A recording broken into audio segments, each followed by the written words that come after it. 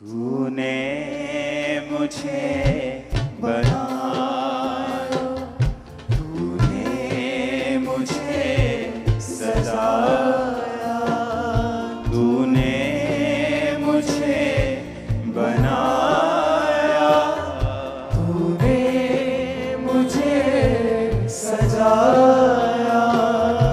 मेरी जिंदगी थी खाली, मेरा मन था एक सवाल। मेरी जिंदगी थी खाली, मेरा मन था एक सवाल। तूने कलवरी पे मालिक मेरी जिंदगी उठा ली। तूने कलवरी पे मालिक मेरी जिंदगी उठा ली। तुझे जान कर मसीहा, नहीं और कुछ तमन्ना। तुझे जान कर मसीहा, नहीं और कुछ तमन्ना। तेरा शुक्र हो मसीहा, तेरे प्यार के लिए। तेरा शुक्र हो मसीहा, तेरे प्यार के लिए। कलीसिया हाथों को उठा के गाए। तूने मुझे बनाया, तूने मुझे सजाया, तूने मुझे बनाया, तूने मुझे सजाया। मुझे ताकत पर बिठाया, मुझे वापस मिलाया। मुझे ताकत पर बिठाया, मुझे वापस मिलाया। हाँ लहू बहा के अपना मेरे पाप को मिटाया। हाँ लहू बहा के अपना मेरे पाप को मिटाया। मेरे गीत मेरे हमदम, मेरे गम दुखों के साथी। मेरे गीत मेरे हमदम, मेरे गम दुखों के साथी। तेरा शुक्र हो मसीहा, तेरे प्यार के लिए। तेरा शुक्र हो मसीहा, तेरे प्यार के लिए। तूने मुझे बनाया, तूने मुझे सजाया। तेरा शुक्र हो मसीहा, तेरे प्यार के लिए। तेरा शुक्र हो मसीहा, तेरे प्यार के लिए। सब गाएंगे कलीसिया हाथों को उठा के। तूने मुझे बनाया, फिर से गाएंगे। मुझे सजाया, तूने मुझे बनाया, तूने मुझे सजाया। तेरा शुक्र हो मसीहा, तेरे प्यार के लिए तेरा शुक्र हो मसीहा, तेरे प्यार के लिए। अपने हाथों को उठाओ, फिर से यही लाइन बोलकर। कलीसिया, खुदावंद का रूह आपको छू रहा है अभी। तेरा शुक्र हो मसीहा, तेरे प्यार के लिए तेरा शुक्र हो मसीहा, तेरे प्यार के लिए। तूने मुझे बनाया, तूने मुझे सजाया, तूने मुझे बनाया, तूने मुझे सजाया। मेरी जिंदगी निकाली, मेरा मन था एक सवारी। मेरी जिंदगी निकाली, मेरा मन था एक सवारी। तूने कलवरी पे मालिक मेरी गंदगी उठा ली। तूने कलवरी पे मालिक मेरी गंदगी उठा ली। तुझे जान कर मसीहा, नहीं और कुछ तमन्ना। तुझे जान कर मसीहा, नहीं और कुछ तमन्ना। तेरा शुक्र हो मसीहा, तेरे प्यार के लिए तेरा शुक्र हो मसीहा, तेरे प्यार के लिए। अपने हाथों को उठाओ। Thank you Jesus. जिन विश्वासियों के ऊपर अभिषेक नहीं है,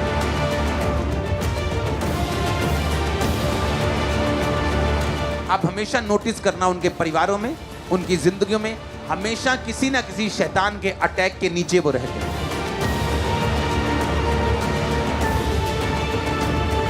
क्योंकि बाइबल कहती है आपकी लाइफ में मसा है तो शैतान आपकी लाइफ के ऊपर काम नहीं करता।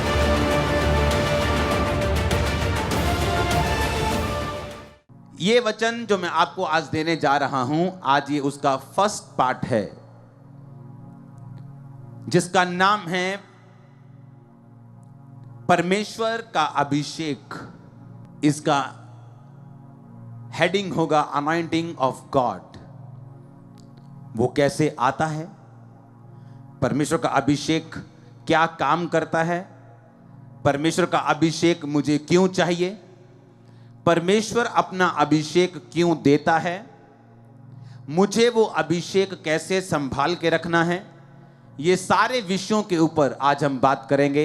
अभिषेक क्यों आता है, परमेश्वर अपना अभिषेक मुझे क्यों देना चाहता है, या परमेश्वर का अभिषेक। आज एक चर्च में एक बंदा अपनी फाइनेंशियल ब्लेसिंग के लिए आया है। किसी का डाइवोर्स होना है, वो कहता मेरा डाइवोर्स कैंसिल हो जाए। कोई कहता है मेरा एक्सीडेंट हो गया था, मुझे मेरी टांग सीधी हो जाए। कोई बोलता है मेरा बच्चा मंदबुद्धि पैदा हुआ है, जिस तरह बाकी बच्चे चल रहे हैं ये भी मेरा भी चले। आपकी प्रेयर रिक्वेस्ट अलग अलग हो सकती है। एक ही फैक्ट्री के अंदर आपका सूट भी बनता है, सलवार भी बनती है, आपकी चुन्नी भी बनती है, आपकी पैंट भी बनती है, आपकी शर्ट भी बनती है, आपका स्कार्फ भी बनता है, लेकिन शेप्स अलग अलग हैं, काम अलग अलग हैं। कोई सिर पे बांधते हैं, कोई जुराबे पाँव पे डालते हैं, लेकिन इन सब के पीछे कपड़ा एक ही है। या वो नायलॉन का हो सकता है, कॉटन का हो सकता है, हाँ, लेकिन एक ही कपड़ा है। यानी काम कपड़ा एक ही है, लेकिन उसकी शेप्स, उसके काम जो हैं वो अलग अलग हैं। अनॉइंटिंग एक ही है। लेकिन उसके काम अलग अलग हैं। जब मेरी जिंदगी में निराशा थी, जब ये आई, निराशा से मुझे बाहर निकाल दिया। जब बीमारी थी, बीमारी से बाहर निकाल दिया। जब अभिषेक चाहिए था कि मुझे मिनिस्ट्री करनी है, और मैं बातों की मिनिस्ट्री नहीं करना चाहता हूं। लोग बोलते हैं हमारी वचन की सेवकाई है, बहुत अच्छी बात है, सबसे टॉप की सेवकाई है, पर उस वचन को जिसको तुम प्रचार करते हो कि जीसस ने लंगड़े चलाए, जीसस ने मसा दिया, जीसस ने अंधों को आंखें दी, जीसस ने बहनों को सुनने की शक्ति दी, जीसस ने मुर्दों को, हॉस्पिटल से मरे हुए लोगों को उठा दिया, फिर वो हम कैसे प्रूफ करेंगे? हम जीसस का ये बोल के कि हम वचन की सेवा में हैं, प्रचार तो कर रहे हैं, लेकिन जीसस को दिखा नहीं पा रहे, जीसस को कंप्लीट डेमोन्स्ट्रेट नहीं कर पा रहे। ये परमेश्वर चाहता है कि ऐसा हो। बाइबल में जितने चेले परमेश्वर ने चुने, उनको कहा जाओ और लोगों को बताओ कि स्वर्ग का राज्य नजदीक आ गया है, इसलिए मन फिराओ। मन फिराने का मतलब है चेंज योर थिंकिंग। जो तुम सोचते हो कि सब रास्ते एक से हैं, परमेश्वर कहता अपनी सोच को बदल लो, क्योंकि हर बस दिल्ली नहीं जाती, हर ट्रेन लुधियाना नहीं जाती। जिस जगह जाना है उस जगह की स्पेशल ट्रेन में, स्पेशल बस में, या गाड़ी वाले को स्पेशल बताना पड़ेगा कि मुझे उसी जगह जाना है। सब सड़कें एक जैसी हो सकती हैं, लेकिन सब एक जगह नहीं पहुंचती। इसलिए अगर मुझे स्वर्ग में जाना है, तो परमेश्वर ने कहा स्वर्ग का एकमात्र द्वार मैं हूं, बिना मेरे, बिना जीसस क्राइस्ट के कोई भी स्वर्ग नहीं जा सकता, कोई भी पिता के पास नहीं जा सकता।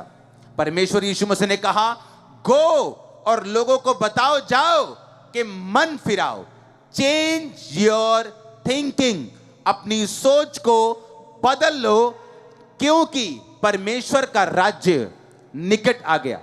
कहते वो उसका क्या मतलब है जी? प्रभु का राज निकट आ गया, क्या वर्ल्ड वॉर 3 हो जाएगी? क्या न्यूक्लियर युद्ध हो जाएगा? परमेश्वर का राज निकट आ गया तो क्या मुझे दर्शन आएगा? क्या मेरा सिर घूमेगा? प्रभु का राज निकट आएगा, क्या मतलब है? यीशु मसीह ने कहा इसका मतलब यह है, जाओ और लंगड़ों को चलाओ, जाओ मुर्दों को जिलाओ, जाओ कोड़ियों को शुद्ध करो, जाओ बहरों को सुनने की शक्ति दो, ताकि जब तुम ये लोगों को बोलो कि परमेश्वर तुम्हें अनंत जीवन देगा, स्वर्ग का राज्य देगा, ताकि धरती पर उनके प्रॉब्लम सॉल्व हों और उन्हें ये यकीन हो सके कि जो ये प्रीचिंग हो रही है ये सबके जैसे नहीं है, ये जीवित परमेश्वर की है, जो ये कह रहा है कि अगर मैं धरती पर तुझे हील कर रहा हूं, तेरे काम कर रहा हूं, मैं तेरी पहुंच से बाहर नहीं हूं, इसका मतलब ऊपर भी जीवन है। अगर यहां वो असंभव काम कर रहा है जो कोई नहीं कर पाया, वो बेबी जो आईवीएफ नहीं कर पाया, आईयूआई नहीं कर पाया, मेडिसिन नहीं कर पाई, क्योंकि परमेश्वर ने चाहा नहीं कि वो हो, ताकि जब परमेश्वर का आत्मा छुए। हमने सुनी थी टेस्टमनी पिछले हफ्ते, सुनी कि नहीं?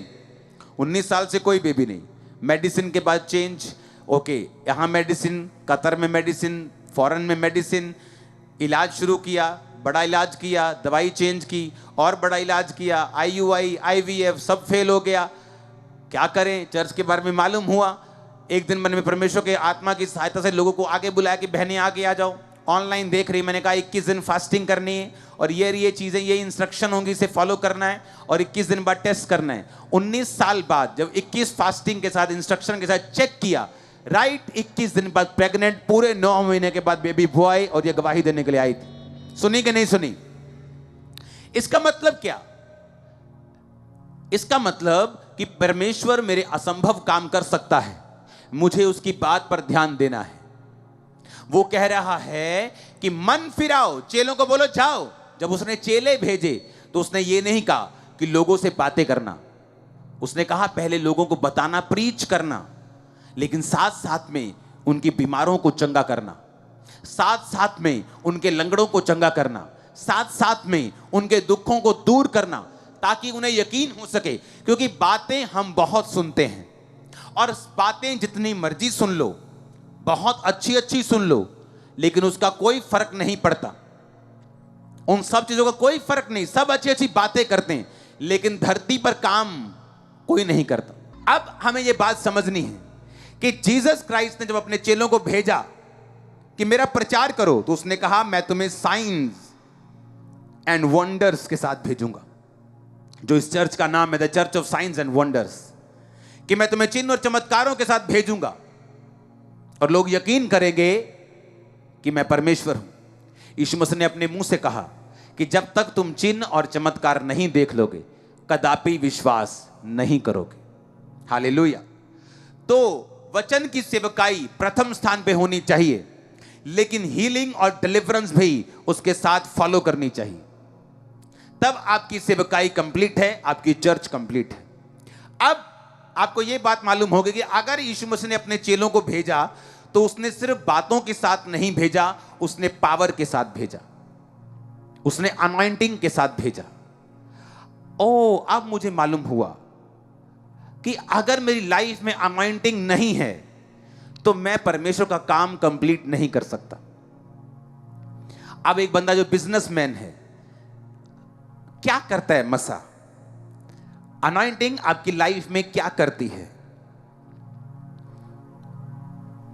भजन संहिता 23 उसकी 5 आयत को पढ़ेंगे। आपने ये सुना कि आपको क्यों चाहिए? यीशु मसीह ने बिना मसीह के किसी को नहीं भेजा। क्यों ऐसा? हम पढ़ेंगे। भजन संहिता 23 उसकी 5 आयत। तू मेरे सताने वालों के सामने मेरे लिए मेज बिछाता है, तूने मेरे सिर पर तेल मला है, मेरा कटोरा उमड़ रहा है। जब भी तेल की बात होती है, मसीह की बात होती है। सब उपदेशक में प्रभु कहता है कि तेरे सिर पर तेल की घटी ना हो और तेरे वस्त्र उजले रहें। पुराने टाइम में जब भेड़ बकरे को चराने के लिए जाते थे तो भेड़ों के ऊपर एक तेल लेकर उनकी स्किन के ऊपर वो तेल लगाते थे, ताकि जो इंसेक्ट्स हैं, जो मच्छर हैं, जो मक्खियां हैं, जो काटने वाले जीव जंतु हैं, जो खटमल हैं, उनको ना लड़ें और वो बीमार ना हों। क्योंकि जब उनके शरीर पर तेल नहीं होता था, जब मौसम आता था मच्छरों का, खटमल का, तो भेड़ें बीमार हो जाती थीं, दुर्बल हो जाती थीं और मर जाती थीं। और जो चरवाहे थे वो भेड़ों के ऊपर तेल लगाते थे ताकि जो भेड़ें हैं वो स्वस्थ रहें। जिन विश्वासियों के ऊपर तेल नहीं है, जिन विश्वासियों के ऊपर मसा नहीं है, जिन विश्वासियों के ऊपर अभिषेक नहीं है, आप हमेशा नोटिस करना उनके परिवारों में, उनकी जिंदगियों में हमेशा किसी ना किसी शैतान के अटैक के नीचे वो रहते हैं। या उनका परिवार, परिवार नहीं तो शरीर, शरीर नहीं तो फाइनेंस, फाइनेंस नहीं तो बच्चे, बच्चे नहीं तो कुछ ना कुछ प्रॉब्लम, मेजर प्रॉब्लम उनको रहती है। क्योंकि बाइबल कहती है जहां पर तेल की कमी होगी, अगर आपके रसोई में जो आप रसोई का बर्नल होता है, जब वो गर्म होता है, जल रहा होता है, कोई मक्खी उस पर आके नहीं बैठ सकती। लेकिन जब वो ठंडा हो जाता है तो मक्खियां उस पर आकर बैठ सकती है और उसको गंदा कर सकती हैं। अगर आपकी स्पिरिचुअल लाइफ गर्म है, अगर आपकी आत्मिक जिंदगी गर्म है, आपकी लाइफ में मसा है, तो शैतान आपकी लाइफ के ऊपर काम नहीं कर पाता। वो दूर से आपको तंग करने की कोशिश कर सकता है, अटैक करने की कोशिश कर सकता है, लेकिन आपकी लाइफ में बैठकर मन बनाकर बैठकर वो काम नहीं कर पाता, क्योंकि गर्म जगह के ऊपर शैतान कभी भी बैठ नहीं सकता। आमीन। अब यहां पे परमेश्वर का वचन कहता है कि तूने मेरे सिर पर तेल मला है। ये दाऊद कह रहा है। तेल का मतलब है मसा। दाऊद को 3 बार मसा किया गया। पहली बार जब वो 15-16 साल का था, शमूएल नबी आया, उसके बड़े भाई को बोला, उसके जब बाप को बोला कि तेरे एक बेटे को मसा करना है, उसने कहा ठीक है। बड़ा बेटा आया, रिजेक्ट। बड़ा छोटा आया, रिजेक्ट। 7 आए, रिजेक्ट। प्रभु कहता मैंने नहीं चुना, मैं इनको परख कर खोटा पाया, ये मेरे सामने पापी हैं, कोई व्यभिचार में है, कोई चोरी करता है, कोई लड़ाई करता है। परमेश्वर ने कहा मैं इनको अच्छा नहीं समझता हूं। दाऊद आया, परमेश्वर ने कहा यही है। बाइबल कहती है जब दाऊद पे पहला अभिषेक आया, उसके सिर पर जब शमूएल ने तेल डाला तो पहला मसा उसके जीवन में आया। आपकी लाइफ में पहला मसा आता है जब आप विश्वासी बन जाते हैं। वो पहला मसा किस लिए होता है? आपको मसा करता है पाप को मना करने के लिए। आप पाप को मना करते हैं, नहीं मुझे ये नहीं करना, अब मुझे ब्लू फिल्म नहीं देखनी, अब मुझे गंदे काम नहीं करने, अब मुझे शराब नहीं पीनी। क्योंकि जो मस्सा आपके ऊपर आया है, आप नहीं चाहते कि वो मस्सा करप्ट हो जाए, वो मस्सा गंदा हो जाए। मस्से को ओरिजिनल भाषा में क्या कहते हैं, फोटो में देखेंगे। मसा शब्द को, इसका मतलब है मसा शब्द का करिश्मा। बोलो करिश्मा, फिर से बोलो करिश्मा। आपको बात मालूम करिश्मा का मतलब क्या? करिश्मा का मतलब है एक स्पेशल इंडाउमेंट, एक अनॉइंटिंग, एक अंक्शन, एक ऐसी सामर्थ्य जो चमत्कार कर सके। और यह शब्द निकला है क्रियो से। इसके अगला शब्द पढ़ेंगे, क्रियो। इसका मतलब है टू स्मीयर और रब विद ऑयल। मसे का मतलब है तेल के साथ आपको रगड़ देना, यानी किसी की बॉडी पर तेल रगड़ना। अगर आपकी बॉडी, एक बच्चे के ऊपर हम तेल रगड़ दें उसकी बॉडी के ऊपर, हम बोलते हैं मालिश करेंगे तो उसकी बॉडी स्ट्रांग रहेगी। अगर वो तेल से जो लिपटी बॉडी है, अगर वो मिट्टी में चला जाए, वो तेल खराब हो जाएगा कि नहीं हो जाएगा? बोलो हां कि ना, होगा कि नहीं होगा? अनॉइंटिंग, परमेश्वर कहता है टू रब विद ऑयल। ये रब विद, ये इस तरह काम करती है जिस तरह आपने अपने शरीर पर एक तेल मला, एक क्रीम मली। फिर आप, अगर आपने, बहनें जानती है, अगर वो फाउंडेशन लगा रही हैं या क्रीम लगा रही हैं, फिर वो मिट्टी से बचती हैं, बचती कि नहीं बचती? फिर आप लेबर करने तो नहीं जाती, क्योंकि आपने चेहरे पे वो क्रीम लगाई। परमेश्वर कहता है वो रब विद ऑयल। तेल, मसे का मतलब है एक व्यक्ति को ऑयल से रगड़ना। अगर आप परफ्यूम की दुकान पे काम करें तो आप चाहे सारा दिन परफ्यूम वहां पे ना लगाएं, आप लोगों को दिखा रहे, बहन जी यहां देखो जी, पाजी यहां देखो जी, लेकिन जब आप शाम को परफ्यूम की दुकान से निकलेंगे, आप खुद भी परफ्यूम से आपकी स्मेल आ रही होगी आपकी बॉडी से। उसी तरह से जब एक व्यक्ति आत्मिक संगति में आ जाता है, जब एक व्यक्ति आत्मिक चर्च में आ जाता है, जब एक व्यक्ति अनॉइंटेड लोगों की संगति में आ जाता है, वो चाहे खुद अनॉइंटिंग उसके पास ना हो, पर उस अनॉइंटिंग वाले माहौल में रहने के कारण वो मसा उसकी जिंदगी पर भी आना शुरू होता है और मसा काम करना शुरू होता है। अब चाहे वो बंदा परफ्यूम की दुकान में काम करने वाला परफ्यूम ना लगाए सारा दिन, पर उसने इतनी बार परफ्यूम लोगों पे लगाया है कि वो उसकी बॉडी पर भी आ चुका है, उसके स्वेटर पे, उसकी पैंट पे भी आ चुका है, उसकी स्किन पे भी लग चुका है, और जब वो बाहर निकलेगा उसकी बॉडी से स्मेल आ रही होगी, और लोग पूछेंगे कौन सा परफ्यूम लगाया, बोलेगा नहीं लगाया। उसी तरह से परमेश्वर कहता है जो लोग आत्मिक लोगों की संगति में रहेंगे, बाइबल कहती है जब शाऊल को मसा किया गया शमूएल के द्वारा, दाऊद से पहले, और शाऊल ने कहा रास्ते में जाएगा तो तुझे नबियों का दल मिलेगा, और बाइबल कहती है जब वो गया तो उसे एक दल मिला, और जैसे ही वो उस दल में घुसा, उस संगति में घुसा, वो भी नबूवत करने लगा। तो क्या कहावत चली, क्या शाऊल भी नबियों का है? ये कहावत इसलिए चली क्योंकि शाऊल जो था वो परमेश्वर का जन उस तरह से नहीं चुना गया था, वो मेरी तरह नहीं चुना, वो राजा होने के लिए चुना गया था, उसकी कॉलिंग अलग थी। पर बाइबल कहती उस संगति में रहने के कारण वो भी वही कर पाया जो सामर्थी लोग कर रहे थे। आप आने वाले समय में देखोगे जो मसा आप ग्रहण कर रहे हो, आपके परिवार में, आपके आसपास लोग जब बीमार होंगे, आप ले हैंड करोगे वो लोग चंगे हो जाएंगे। मैं सच कह रहा हूं, क्योंकि जैसे जैसे आप रोज, हर Thursday, Sunday, online prayer mountain पे आप उस फायर को ग्रहण करते जा रहे हो, आपको नहीं मालूम, जो परफ्यूम की दुकान पे काम करता है उसे नहीं मालूम मेरी बॉडी से परफ्यूम की स्मेल आ रही, उसे वो नॉर्मल काम है, वो करता जा रहा है, लेकिन जैसे वो बाहर निकलता है लोग उसे नोटिस करते हैं कि इससे बहुत अच्छी स्मेल आ रही है। आप जैसे जाएंगे बाहर, आपके वर्क प्लेस पे, आपकी जॉब पे, आपके कैरियर पे, आपके काम पे, आपके बिजनेस पे, आप जो भी काम करते हो उस काम पे लोग नोटिस करेंगे कि आपकी लाइफ के ऊपर परमेश्वर का अभिषेक है, आपकी लाइफ के ऊपर परमेश्वर का मसा है, आपकी लाइफ के ऊपर परमेश्वर की अनॉइंटिंग है, उसकी शक्ति आपके ऊपर, अब वो नोटिस करेंगे। हालेलुया। अब मुझे क्या समझना है, परमेश्वर कहता है मैंने तेरे सिर पे तेल मला है और मेरा कटोरा कहता उमड़ रहा है। जब एक व्यक्ति की लाइफ के ऊपर तेल आता है, बाइबल कहती है उसका कटोरा, कटोरे का मतलब है आपकी लाइफ की ब्लेसिंग। कटोरे का मतलब है मेरा कटोरा। मेरा कटोरा क्या है? मेरा कटोरा ये चर्च है, ये मिनिस्ट्री है, मेरी लाइफ है, मेरी फैमिली है, मेरी ब्लेसिंग्स हैं, ये मेरा कटोरा है। दाऊद कहता मेरा कटोरा उमड़ रहा है, यानी जो कुछ भी मेरे पास है, मेरी चर्च ओवरफ्लो है, मेरा फाइनेंस ब्लेस हो रहा है। आप मेरी बात समझ रहे कि नहीं? आपकी जॉब है, आप फेवर पा रहे हैं। लोग बोलते हैं कि मैंने प्रेयर माउंटेन पे प्रेयर रिक्वेस्ट भेजी थी, मेरे जितने जनों ने भेजी इटली के वीजा के लिए, किसी का वीजा नहीं आया, सिर्फ मेरा वीजा आया है और मेरी प्रेयर रिक्वेस्ट सिर्फ वहां पड़ी है। क्या मतलब हुआ इसका? इसका मतलब कहता तूने मेरे सिर पे तेल मला है, मेरा कटोरा कि मेरे साथियों का, कि मेरे रिश्तेदारों का, मेरा कटोरा क्या है? उमड़ रहा है। इसका मतलब जब तेल आएगा कटोरा उमड़ेगा। जब अभिषेक एक बिजनेसमैन पे आता है, रियल अभिषेक, परमेश्वर उसकी हदों को बढ़ाता है। जब एक हाउसवाइफ के ऊपर आता है, वो अपने घर को ऐसे मैनेज करती है जैसे वो परफेक्ट औरत हो।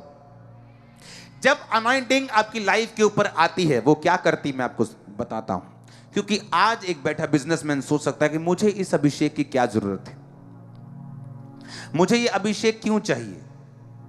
तो हम पढ़ेंगे पहला यूहन्ना 2 उसकी 20 आयत को। परंतु तुम्हारा तो उस पवित्र से अभिषेक हुआ है और तुम सब कुछ जानते हो। उसकी 27 आयत को आप पढ़ेंगे। परंतु तुम्हारा वह अभिषेक जो उसकी ओर से किया गया तुम में बना रहता है और तुम्हें इसका प्रयोजन नहीं कि कोई तुम्हें सिखाए, वरन जैसा वह अभिषेक जो उसकी ओर से किया गया है तुम्हें सब बातें सिखाता है, और यह सच्चा है और झूठा नहीं। परमेश्वर कहता है तुम्हारा जो अभिषेक किया गया वो उसकी ओर से किया गया। किसकी ओर से? पवित्र आत्मा की ओर से, परमेश्वर की ओर से। कहता और वो तुम में बना रहता है और इसका प्रयोजन नहीं कि कोई तुम्हें सिखाए।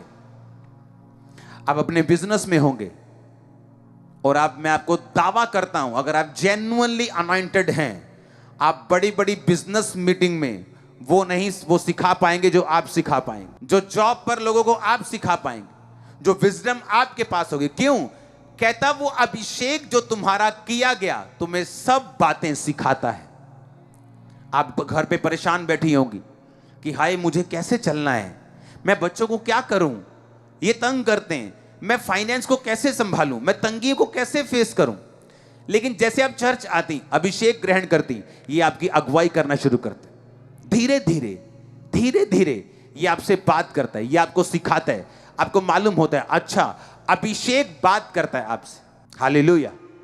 फिर से पढ़ेंगे 27। परंतु तुम्हारा वह अभिषेक जो उसकी ओर से किया गया तुम में बना रहता है और तुम कोई इसका प्रयोजन नहीं, कहता है इसकी जरूरत नहीं कि कोई तुम्हें सिखाए, वरन वह अभिषेक जो उसकी ओर से किया गया है तुम्हें सब बातें सिखाता है।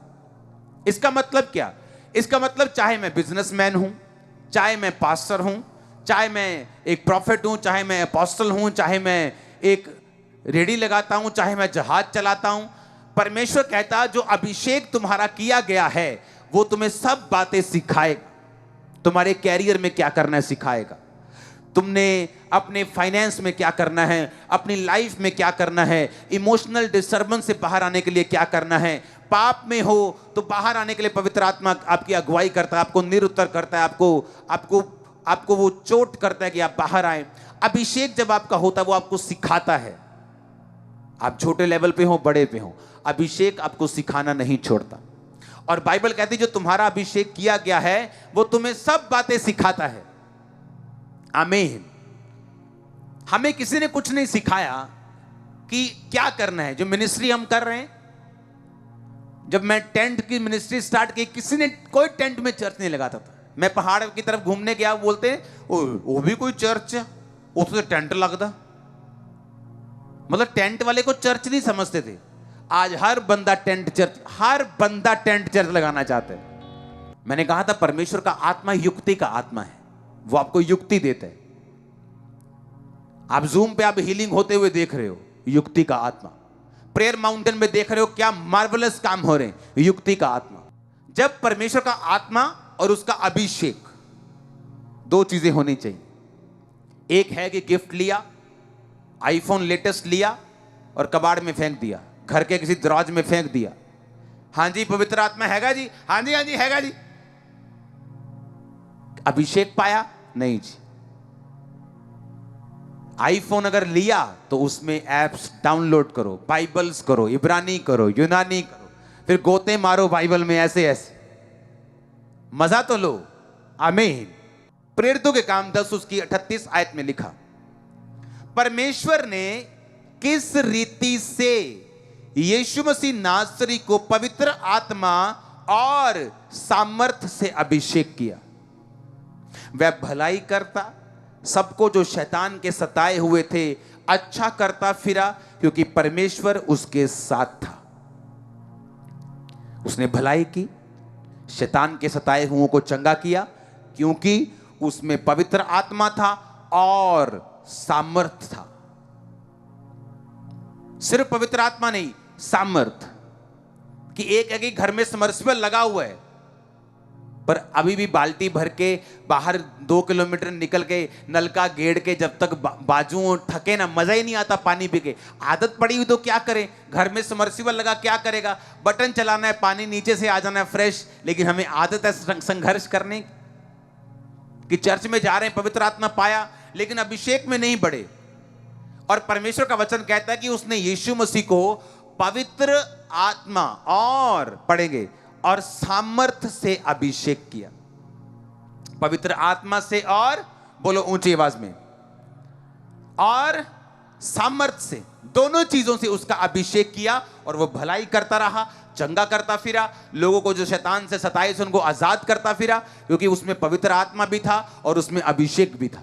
दाऊद कहता, जब मेरे सिर पे तेल आया तो मेरा कटोरा उमड़ा। मैं जिस मर्जी फील्ड में हूं, क्योंकि मेरा कटोरा अलग है, हाउस वाइफ का कटोरा अलग है, एक यूथ का कटोरा अलग है, आपकी बुलाहट अलग है, आपकी बिजनेस की बुलाहट है, किसी की पास्टर की है, किसी की हाउस वाइफ की है, किसी की जॉब की है, किसी के काम की है, किसी की सेवा की है, किसी की असिस्टेंट बनने की, हर बंदे की बुलाहट अलग है। अगर वो उस बुलाहट में बना रहे, जितनी आशीष एक पास्टर की है, अगर वो वॉलंटियर उस पास्टर के साथ वफादार हो, वो आशीष उसकी लाइफ में भी आएगी। मालूम कि नहीं, सेम ब्लेसिंग। उसको अपने सोचने की जरूरत नहीं, मैं यहां होता तो शायद ज्यादा ब्लेस होता, अगर वो लगा रहे अपने काम में। यीशु मसीह ने कहा 5 के साथ जो 5 को मैं कहा, जा स्वामी के आनंद में सहभागी हो, मैं तुझे बहुत वस्तुओं का अधिकारी बनाऊंगा। जिसने 2 के साथ 2 कमाए, उसको भी सेम ब्लेसिंग बोली, जा स्वामी के आनंद में सहभागी हो, मैं तुझे बहुत वस्तुओं का अधिकारी बनाऊंगा। ये नहीं कहा ओके मैं तुझे कुछ, जैसे आशीष 5 वाले को वैसी आशीष 2 वाले को। हालेलुया। अब मुझे यह समझ आया कि परमेश्वर को पिता परमेश्वर ने यीशु मसीह को पवित्र आत्मा और सामर्थ दोनों से अभिषेक किया। इसका मतलब क्या? इसका मतलब मेरी जिंदगी में जब अनॉइंटिंग होगी, पवित्र आत्मा होगी, जो मैंने सुना, who is Holi spirit, part 1, part 2, part 3, part 4, और अब अभिषेक होगा तो क्या होगा हम पढ़ेंगे। फिर क्या होगा? कटोरा उमड़ेगा, हां या ना? दाऊद कहता मेरे सिर पर तेल मला है और मेरा कटोरा उमड़ रहा है, मेरा कटोरा ओवरफ्लो हो रहा है। अब होगा क्या? अब होगा क्या? मुझे यह पढ़ना होगा कि जब अभिषेक मुझ पे आएगा तो क्या होगा? मेरा कटोरा उमड़ेगा। यशायाह 10 उसकी 27 आयत। उस समय ऐसा होगा कि उनका बोझ उनके कंधे पर से और उसका जुआ उनके गर्दन पर से उठा लिया जाएगा और अभिषेक के कारण जुआ तोड़ दिया जाएगा। एक कोई चीज वस्तु दे मेरे को, कोई भी बाइबल के अलावा। ढोलकी लेके आओ, और ढोलकी लेके आओ यार। अब ये जुआ है, ओके? अगर मैं इसके सिर पे रख दूं, और ये बहुत भारी है, पकड़ के रखना सिर के ऊपर, ओके? क्या ये ऐसे घूम सकता जैसे मैं घूम रहा हूं? वाह क्या मौसम है। नहीं, क्योंकि इसके सिर पे क्या है?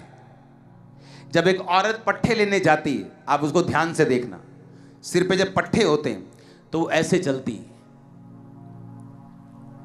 कि नहीं? अगर कोई आवाज मारेगा, अब भैन जी आइयो, हाँ हाँ मैं आनी है, ऐसे ही होता है ना? हाँ और किदा? हाँ बस ठीक है। बंदा उधर खड़ा है, हाँ हाँ आनी है मैं। क्यों?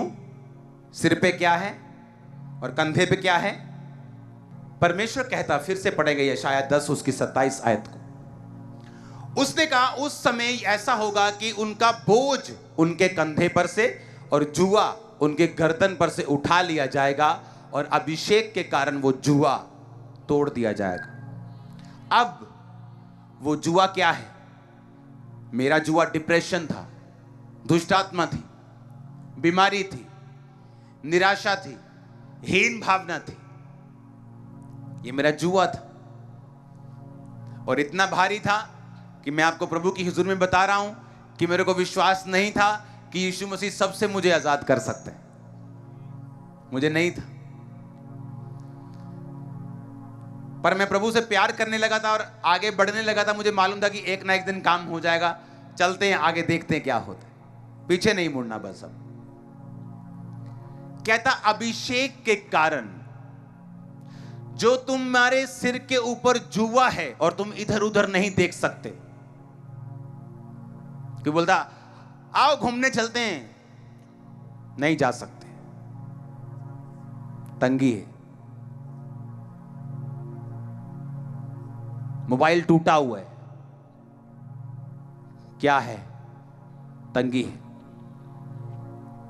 आनंदित नहीं रह सकते। क्यों? दुष्ट आत्मा हर वक्त दिमाग से बातें करता रहता है, हर वक्त नेगेटिविटी चलता रहता है, जुआ है। उसने कहा जब अभिषेक तुम पे आएगा, जुआ मैं उठा लूंगा। जब ये बात मेरे को समझ आई थी कि अभिषेक में अगर मैं नहीं बढ़ूंगा तो सब कुछ गड़बड़ है। जब मैं मीटिंग्स में जाता था तो, और सब मीटिंग्स में मैं नहीं जाता था, जैसे शारीरिक व्यभिचार है ऐसे आत्मिक व्यभिचार भी है।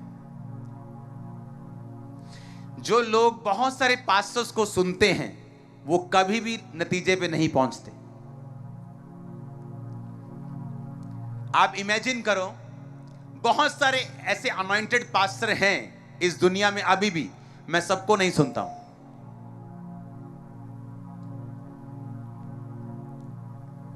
इसीलिए जब भी आप इस मिनिस्ट्री का रिजल्ट देखोगे, हमेशा एक एक्स्ट्रा पॉइंट पे देखोगे।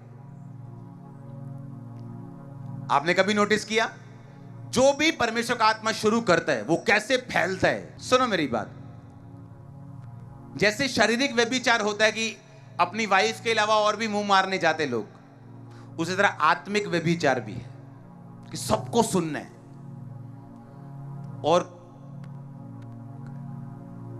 ना घर के ना घाट के, पता ही नहीं अब करना क्या है। किसी का ए सुन लिया, किसी का बी, किसी का सी, और खुद ब्लैंक है, कुछ नहीं मालूम। मेरी लाइफ की टेस्टिमनी है, मैं नहीं कह रहा कि उसको मत सुनो, उसको सुनो मेरी बात। ऐसा भी हुआ मेरी लाइफ में कि मैंने उन लोगों को सुना है जो मेरी है वो पवित्रता में कि हाँ अभी कुछ भी मेरे को नहीं मालूम, लेकिन उनको सुनने के बाद मुझे 15-20 मिनट लगे आत्मा में आने में। जब पुलपट पे मैं आया, मेरे ऐसे एक्सपीरियंस भी रहे लाइफ, 15-20 मिनट लग गए मेरे को आत्मा में आने के लिए, रियलिटी में आने के लिए, और मैंने तब फैसला किया कि मैं सबको नहीं सुनूंगा। इसलिए आप देखते हैं कि जब आप पवित्र आत्मा के चलाए चलते हैं, और जैसे पति एक है, बाप एक है, यीशु मसीह एक है, और आप एक लाइन को फॉलो करते हैं, मिनिस्ट्री को फॉलो करते हैं, जब पवित्र आत्मा आपकी लाइफ में होता है वो आपसे बात करता है।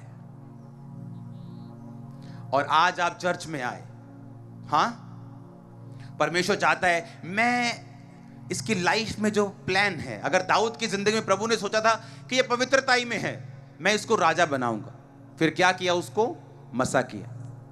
ठीक है, समझ आई कि नहीं? अब मान लो एक बच्चा उठा और हमने उस पर तेल लगा दिया, ठीक है, इस तेल की सुरक्षा किसने करनी है? इसी ने। अगर ये मिट्टी में लोटेगा पोटेगा तो तेल खराब हो जाएगा। अब परमेश्वर देखता है कि मुझे इसको राजा बनाना है, लेकिन विदाउट अनॉइंटिंग परमेश्वर कुछ नहीं करता। वो फिर क्या करेगा? आपको चर्च में लेके आएगा, आप पवित्र आत्मा पाएंगे, क्योंकि उसके बिना तो मसे की शुरुआत नहीं। फिर क्या होगा? आप फिर मसा पाएंगे। फिर क्या होगा? जब मसा पा लेंगे, दाऊद ने पहला मसा पाया 16-15 साल की उम्र में, फिर शुरुआत हुई। अभी राजा नहीं बना, पता कितने साल तक? 30 साल तक। 14 साल मसा ले लिया, पर लाइफ में अभी भी संघर्ष है। कभी शाऊल से भाग रहे हैं, कभी उससे भाग रहे हैं। कहते यार मैं ये मसे का क्या फायदा है, फाइनेंस प्रॉब्लम तो अभी भी वैसी है, ये मसीह का क्या, परमेश्वर काम कर रहा है, लंबा सोच रहा है, तुम छोटा सोच रहे हो। वो तुम्हें जहाज देना चाहता है, तुम साइकिल के लिए रो रहे हो। अब क्या हुआ, परमेश्वर ने देख लिया, क्योंकि जो मसा आपको मिलता है, परमेश्वर ने कहा मेरा राज राई के दाने के समान है।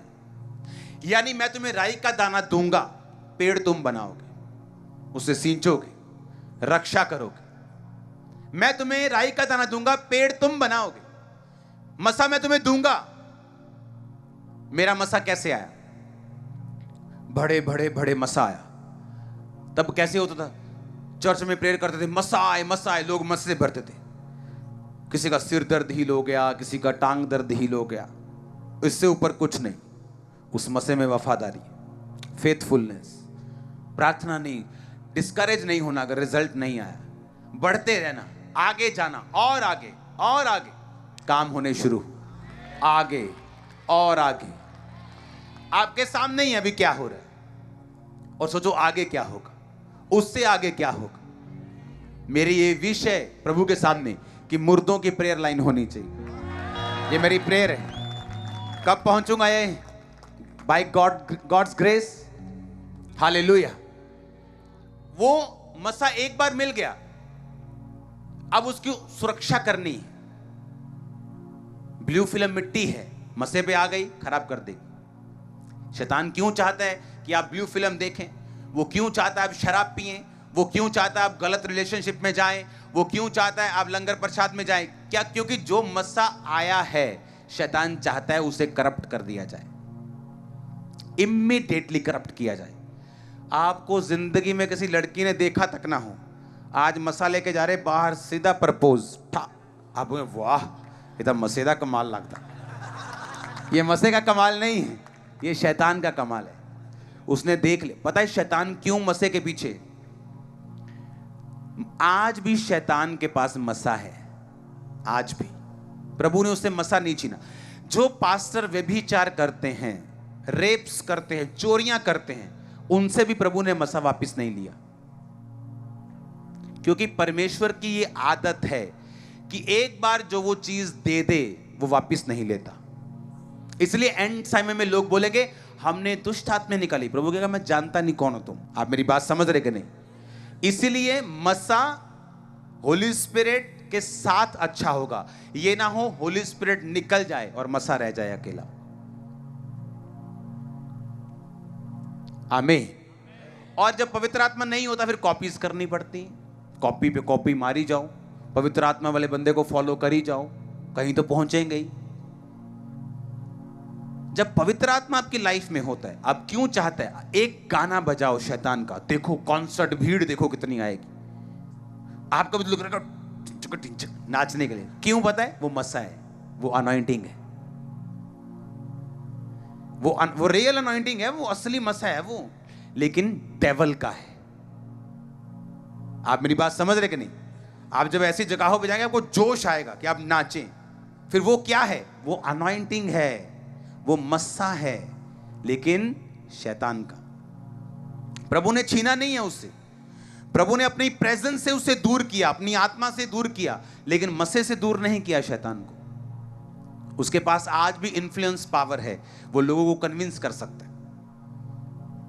अब शैतान जानता है मसा क्या कर सकता है, उसे पूरा पता है, और इसीलिए जब आपके ऊपर मसा आता है वो अपना एड़ी चोटी का जोर लगाता है कि आपसे छीनना कैसे छीनना है आपसे। और अगर आपको ये बातों की समझ होगी, आप इसे सुरक्षित रखेंगे और ये सोच के रखेंगे कि दाऊद 16 साल की उम्र में राजा होने के लिए मसा हुआ, राजा नहीं बना। राजा 30 साल की उम्र में अभी भी 12 हिस्सों में से एक हिस्से का बना, 37.5 साल बाद कंप्लीट बना। क्यों? ग्रो और ग्रो। जब प्रभु ने देख लिया कि अब ये एक हिस्से का राजा बन सकता है, इसने मसे को संभाल के रखा है, प्रभु ने बनाया। प्रभु ने देख लिया इसने मसे को संभाल के रखा है, गवाया नहीं, पाप नहीं किया, गलत काम नहीं किया, प्रभु ने बढ़ाया।